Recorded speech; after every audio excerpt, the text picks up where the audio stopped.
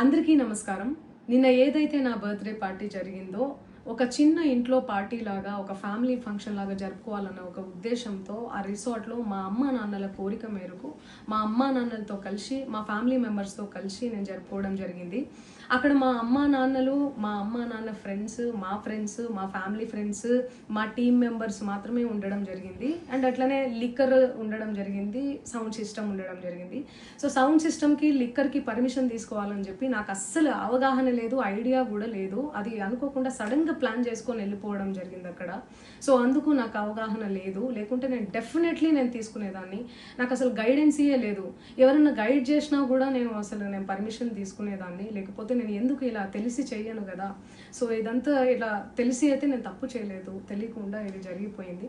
And అక్కడ local liquor తప్ప అసలు వేరే ఏ ఇతర పదార్థాలు, మత్తు పదార్థాలు కానీ వాడడం అసలు జరగలేదు. అక్కడ దొరకలేదు కూడా, పోలీసులు సెర్చ్ చేసినా కూడా.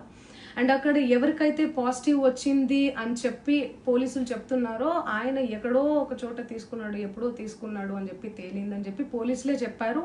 అండ్ అది ఇన్వెస్టిగేషన్ కూడా జరుగుతుంది. మేము కూడా పోలీసులకు కోఆపరేట్ చేస్తున్నాము.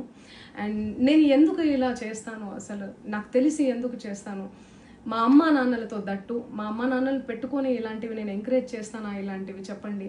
అండ్ ఒక రోల్ మోడల్గా, ఒక ఇన్స్పిరేషనల్గా ఉండాలని అనుకుంటాను, కానీ నేను ఇలా ఎందుకు నేను చేస్తాను. సో ప్లీజ్ దయచేసి మీడియా మిత్రులకు నా విన్నపం ఏంటంటే, ఆధారాలు లేని అభియోగాలు నా మీద అస్సలు మోపద్దు ప్లీజ్.